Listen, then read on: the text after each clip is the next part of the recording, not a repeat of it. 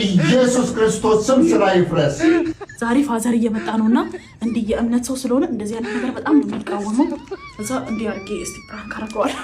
እስቲ ሪአክሽን እዚህ ቤት ልጆች ሰላም ዋላችሁ። ይሄ ምንድን ነው? እቺ ማናት? እቺ ከየት መጣች ሴት ነች? በኢየሱስ ክርስቶስ ስም ስራ ይፍረስ፣ እቅዱ ይፍረስ በኢየሱስ ስም። አንቺ ነሽ አስተምረሽ አሳድጌ በእግዚአብሔር ቃል ኮትኩቼ አሳድገሽ ለዚህ ቃል በኢየሱስ ስም ስራው ይፍረስ፣ እቅዱ ይፍረስ። እኔ እዚህ ቤት አልቆይም። እኔ አልቆይም። ወይኔ ነገር የተበላሸ በኢየሱስ ስም ሄድኩ። በኢየሱስ ስም